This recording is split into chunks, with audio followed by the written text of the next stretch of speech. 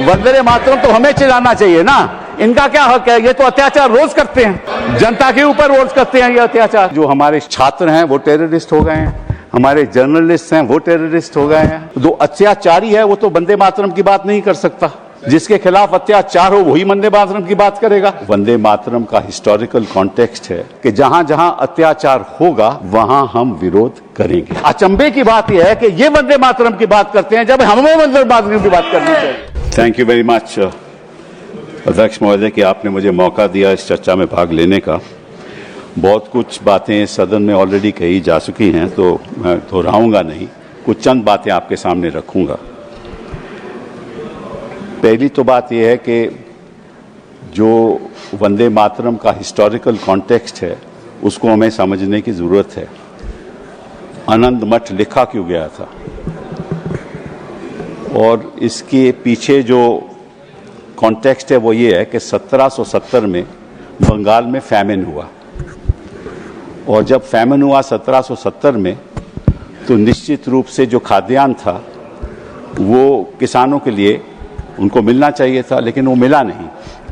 और जो कॉलोनियल सरकार थी उन्होंने वो खाद्यान्न खुद अपने ट्रूप्स के लिए भेज दिया, और जो होर्डर्स थे वो अपनी खाद्यान्न को होर्ड करने लगे, प्राइसेस बढ़ गई, तो 10 million people in Bengal died in the famine. That is the context in which Anand Math was written.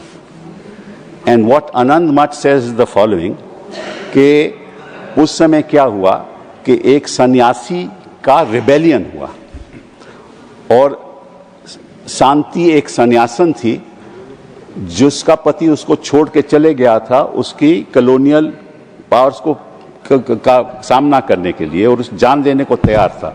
तो शांति एक औरत थी जिसने अपने भेष बदला और एक आदमी के पुरुष का भेष लेकर वो अपने हस्बैंड को ढूंढने गई। वहां जब उसको मिला तो हस्बैंड तो छोड़ के चले गया था, उन्होंने क्या अब तो हम मिल गए हैं, चल इकट्ठा लड़ाई लड़ते हैं। और इकट्ठा लड़ाई किसके लड़ते हैं? जो अत्याचार करता है। तो उन्होंने दोनों ने अपनी जान दे दी। ये आनंद मठ की कहानी है, ये किसी को आज सदन में किसी ने रखी नहीं।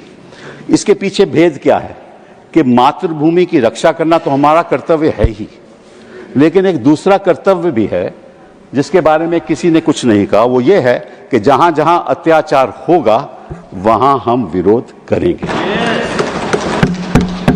असली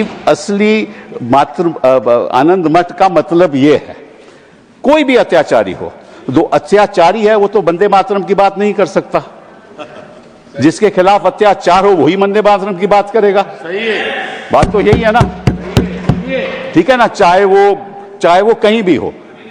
और मैं आपको एक और बात बताऊं, बड़ी इंटरेस्टिंग बात है कि एक अंग्रेज था हेनरी क्रेक, 1937 में उसने ये बोला, जो हमारे स्वतंत्र सेनानी थे उनके बारे में ये बोला, बोले Vande Mataram has been literally the war cry of the terrorists.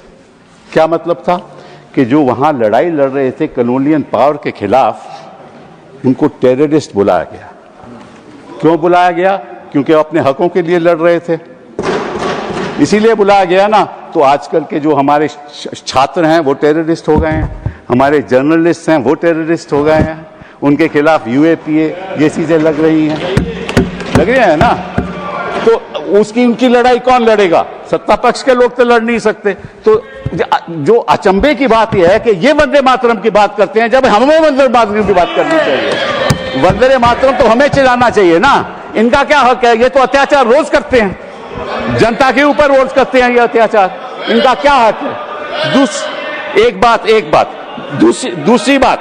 दूसरी बात आपके पास रखना चाहता हूं कि इन्होंने कहा कि ये मुस्लिम अपीजमेंट है, ये इन्होंने बात कही।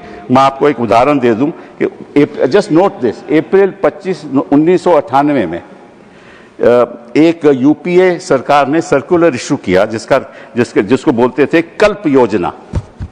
एक सर्कुलर इशू हुआ था, उसके बारे में ये कहा गया कि हर स्कूल में, हर गवर्नमेंट एडेड स्कूल में ये गाना गाया जाएगा, वंदे मातरम। वाजपेयी जी प्रधानमंत्री थे, वहां बड़ा बवाल हो गया और वहां बच्चों को स्कूल से बाहर कर दिया। तो वाजपेयी जी को जब नवंबर में वो उत्तर प्रदेश गए तो पता चला ये क्या हो रहा है, तो उन्होंने दिसंबर 3-4 में मीटिंग बुलाई और ये सर्कुलर वापस लिया गया। ये इतिहास की बात है। उस समय कोई मुस्लिम अपीजमेंट नहीं थी। वाजपेयी जी ने समझा कि हम विवाद की राजनीति नहीं करना चाहते, और उस समय मालूम जो मंत्री था, जो बेसिक एजुकेशन का मंत्री था, वो रविंद्र शुक्ला था। तो मैं आपको उसका नाम भी दे देती हूं कि इसका क्या मतलब है। इसका मतलब ये है कि जो वंदे मातरम है, ये मातृभूमि की रक्षा के लिए भी है, लेकिन अत्याचार के खिलाफ ये हमारा हक भी है। संक्षिप्त करिए, समय हो गया। हमारा मानव अधिकार है कि जहां जहां अत्याचार होगा हम उसके प्रति प्रोटेस्ट करेंगे। 2 मिनट। नहीं, अब सभी के साथ एक सा है, और अब मैं सोचता हूँ कि आपको बहुत सारे लोग सुनना चाहते हैं। आप एक विद्वत मुझे बात करनी, लेकिन आप कम समय आते हैं, इसलिए कम लोग सुनते हैं। धन्यवाद। Allow me sir. आपकी पार्टी के पास समय नहीं है। Maharaja Sanjay Oba. Sir 1 minute. 1 minute में बात कीजिए। 1 minute. 1 minute. Just 1 minute. 1 minute. So just want to. One minute. Sir दो छोटी सी बातें आपके सामने रखूंगा। 2 छोटी सी बातें। जब ये बात रविंद्रनाथ टैगोर को बताई गई कि भाई इसमें बड़ी बात हो जाएगा, तो रविंद्रनाथ टैगोर जी ने क्या कहा ये मैं आपको बताता हूं। To me the spirit of tenderness and devotion expressed in the first portion, the emphasis to give to the beautiful and beneficent aspects of our motherland made a special appeal, so much so that I found no difficulty in dissociating it from the rest of the poem. And this was endorsed by Gandhi ji. This was endorsed by Gandhi ji. This was endorsed by Gandhi ji. He said this was endorsed by Gandhi ji, and Gandhi ji said it is an anti-imperialist cry.